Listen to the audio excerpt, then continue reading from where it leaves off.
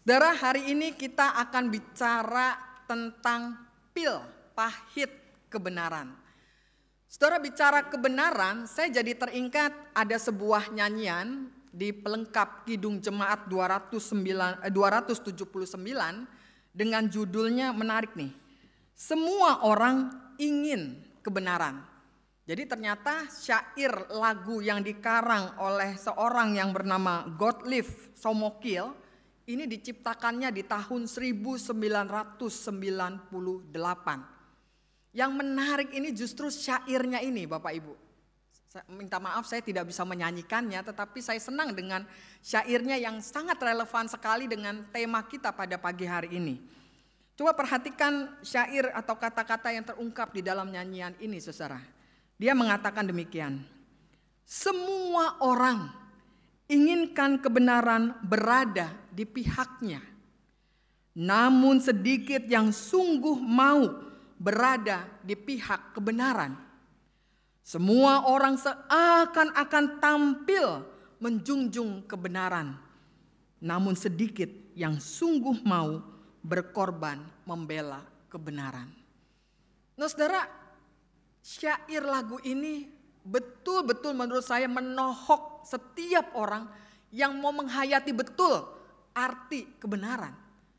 Sebab bukankah kita harus mengakui, saudara, kalau udah bicara yang namanya apa yang benar, kita pasti mau tampil nomor satu sebagai orang yang paling benar.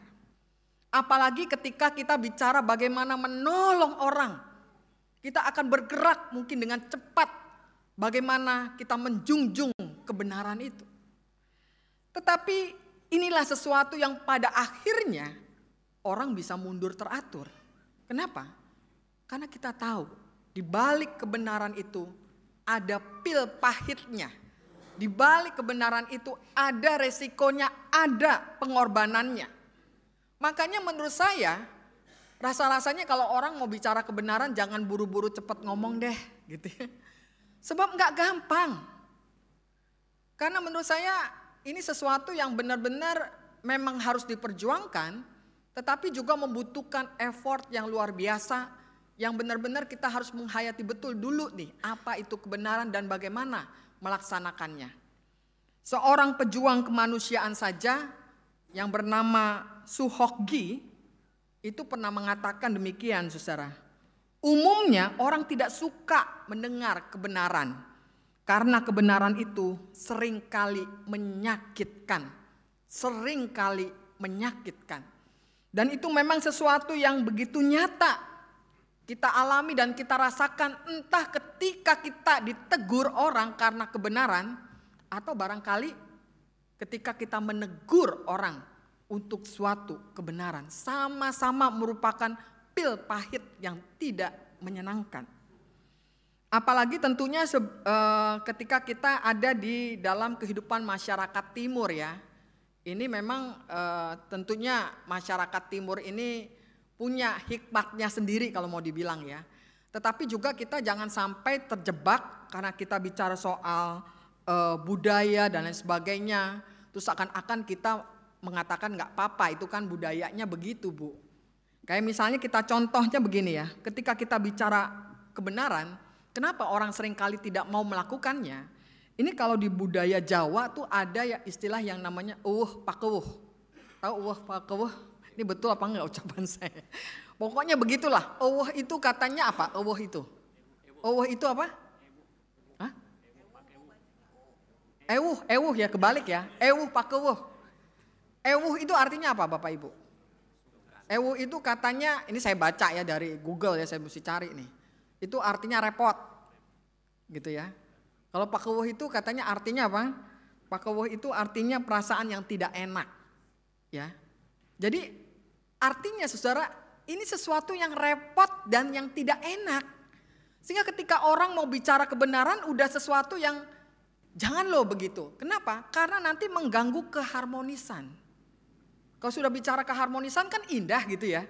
Sehingga hal-hal yang benar, hal-hal yang seharusnya kita berani menyuarakan, kita menjadi bungkam, ya, terdiam 1000 bahasa begitu ya. Tapi ada lagi bukan hanya budaya Jawa loh ya, tapi juga budaya Tionghoa. Kalau budaya Tionghoa apa tuh istilahnya? Ada nggak tuh? Orang yang merasa apa istilahnya perasaan yang tidak enak, sungkan. Itu apa kalau budaya Tionghoa? Budaya Tionghoanya adalah Pai Sengki katanya.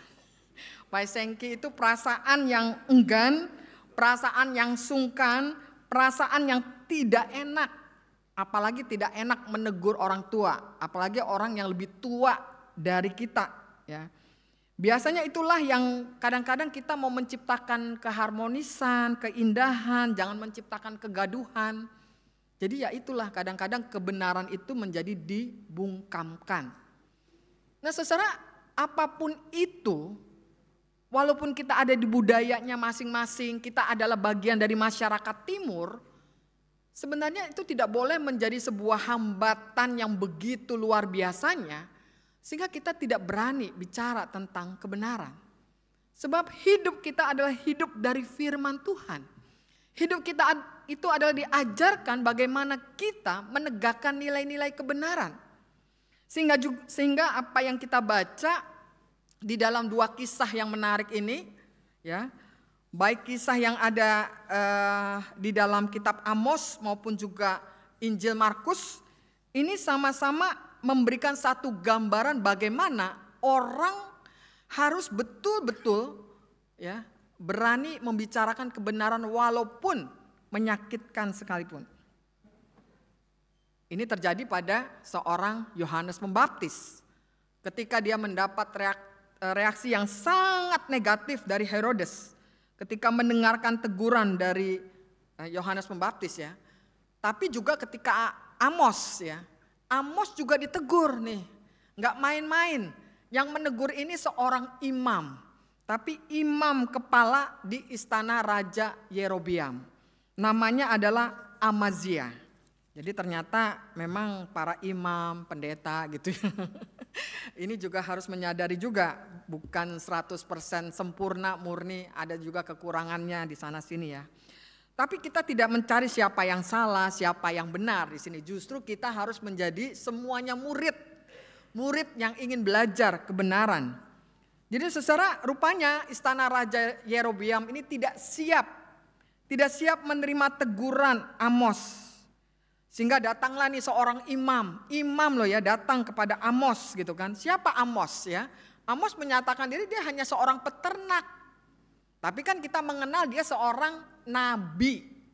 Makanya Bapak Ibu kalau kita bicara selalu saya ingatkan bahwa tugas menyatakan suara kenabian itu bukan hanya datang dari para pendeta.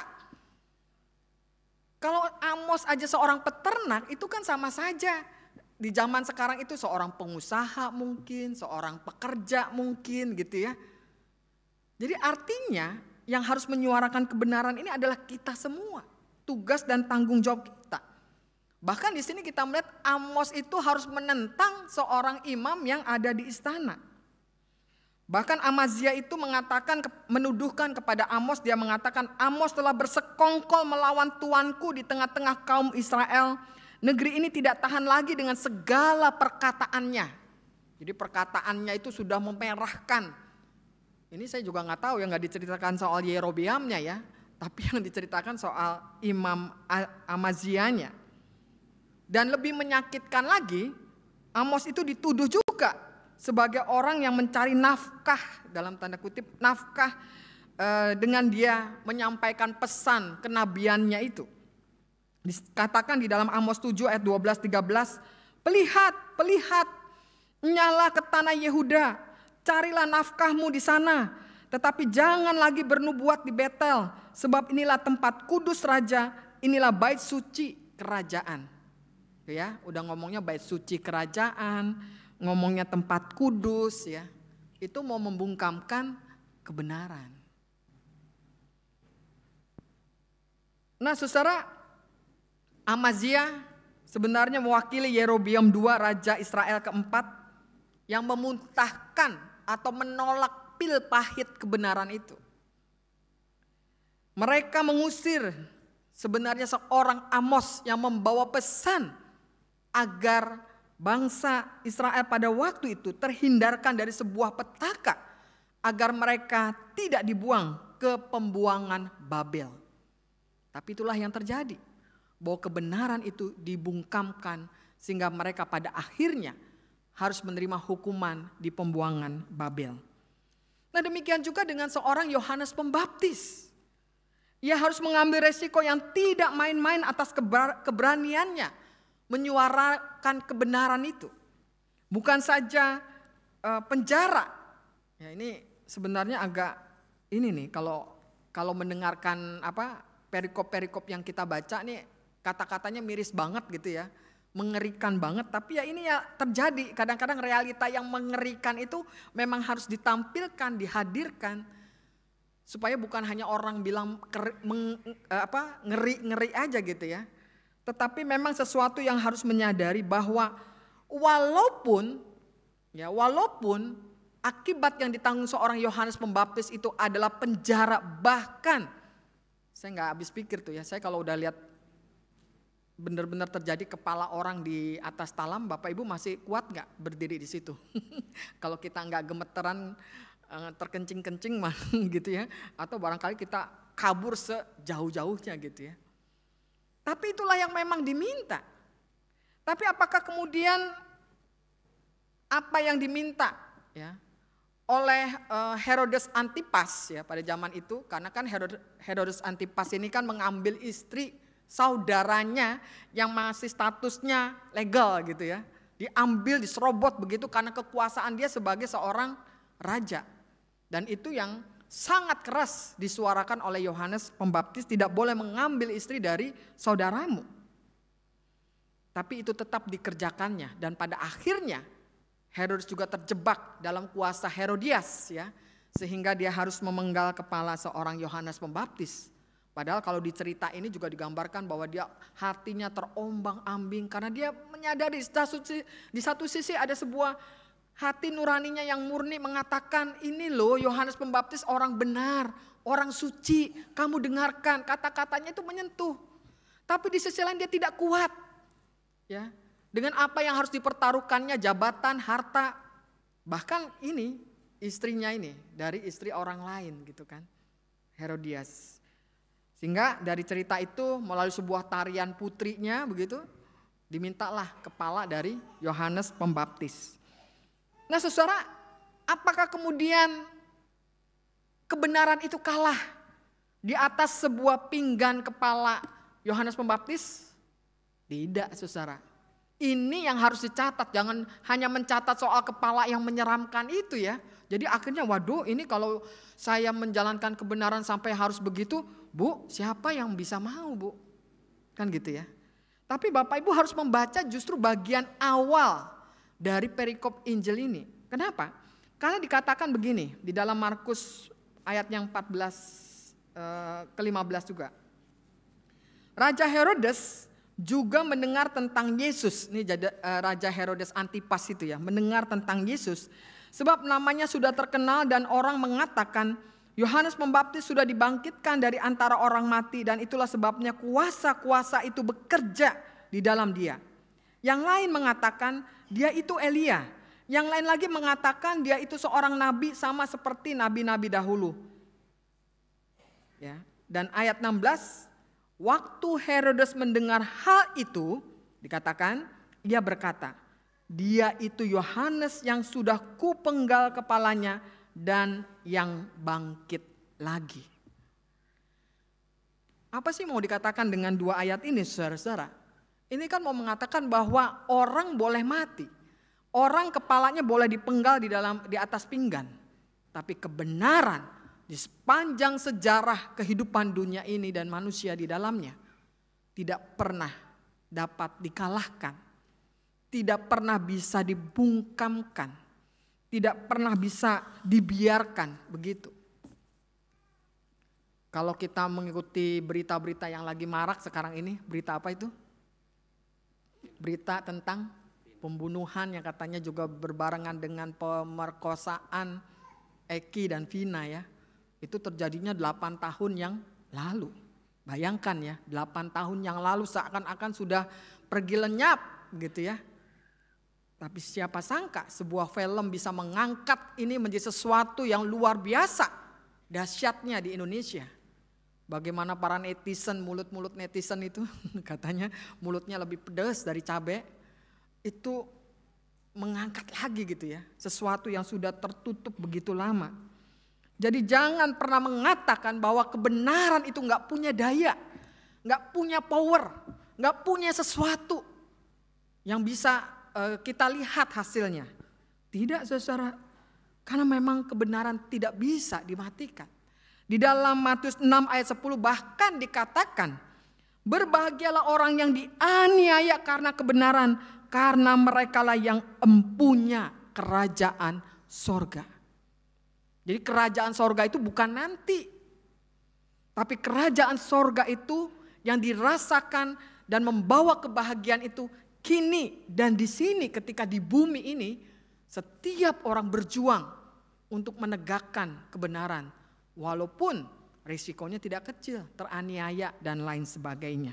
Tapi itulah yang dikatakan Yesus ya dengan khotbah di bukit tentang berbahagialah, dan salah satunya berbahagialah orang yang dianiaya karena kebenaran.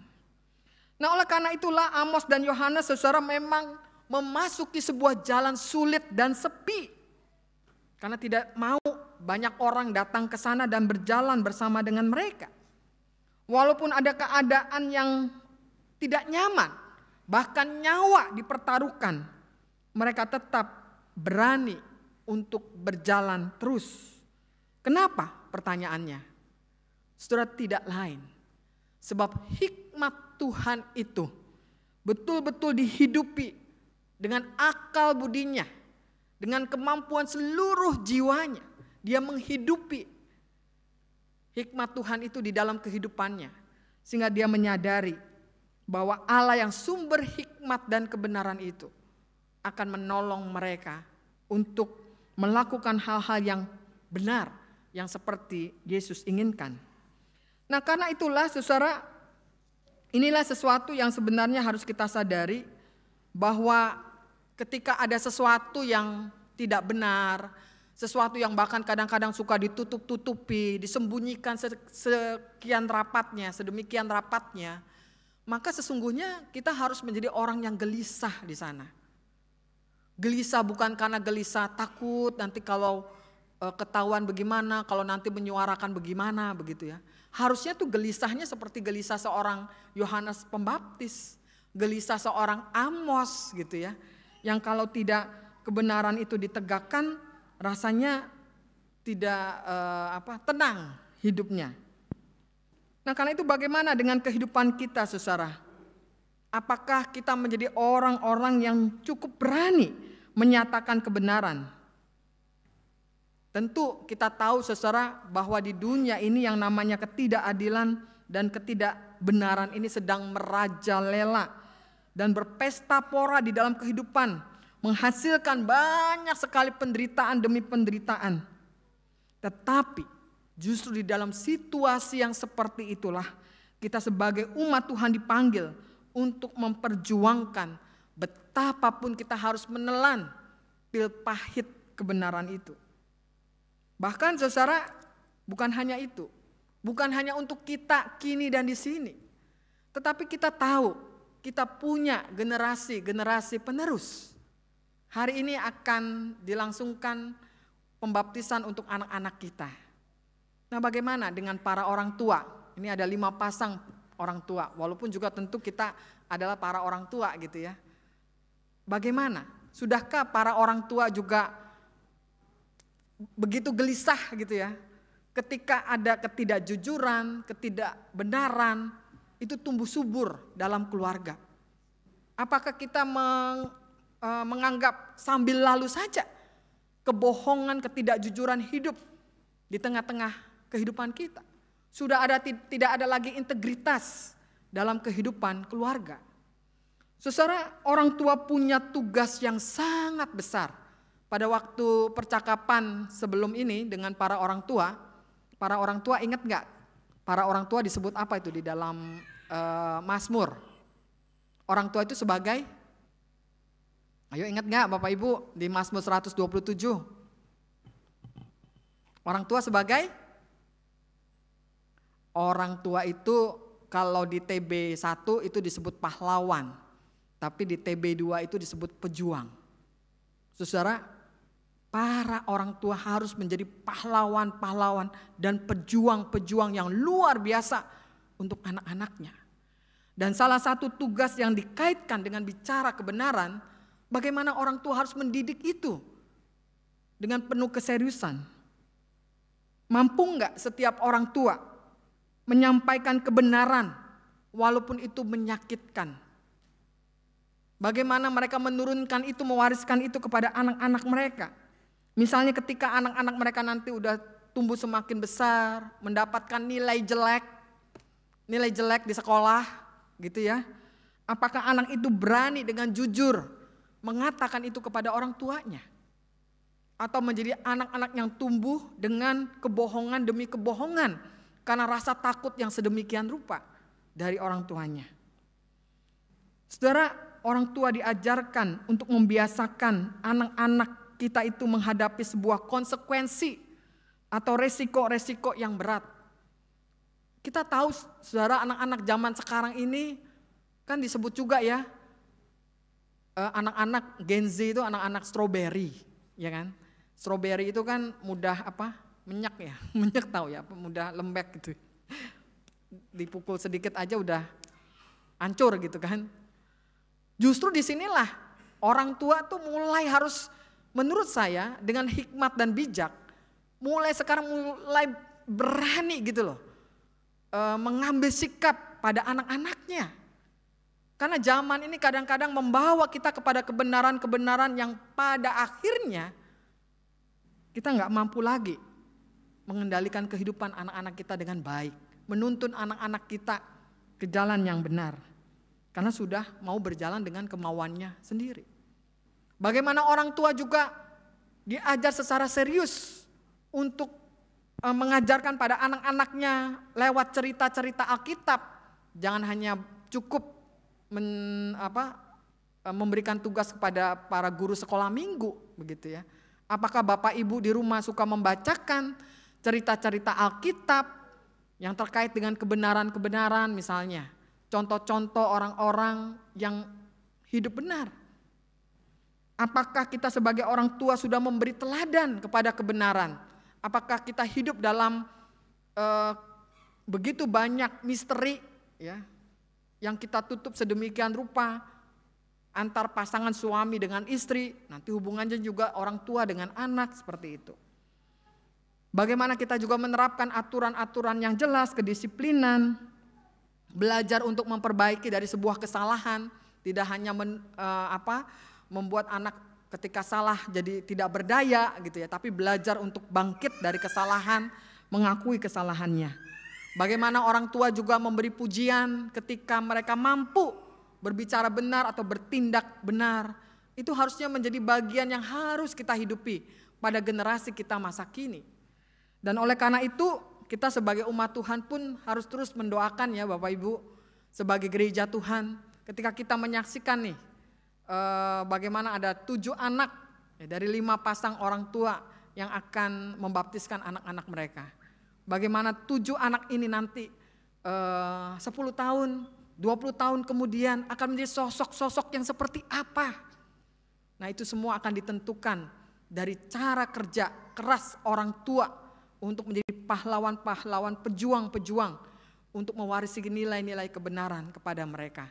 Kesempatan ini masih luas sebab anak ini ada di tangan Bapak Ibu. Tapi kalau kesempatan itu sudah pergi, jangan menyesalinya. Sebab ketika ada kesempatan, Tuhan memberikan kita hikmat untuk menurunkannya, mewariskannya. Dan karena itu, mari kita terus bergerak maju dalam seluruh panggilan kita, baik para orang tua atau kita orang-orang dewasa di sini, untuk meneruskan hal-hal yang baik kepada anak-anak kita yang masih kecil, remaja-remaja kita, bahkan anak-anak yang sudah pemuda, begitu ya. Jadi ini menjadi sebuah kerja keras kita bersama agar pil pahit kebenaran itu pada akhirnya tetap akan menjadi manis untuk pertumbuhan dan perkembangan hidup mereka. Amin.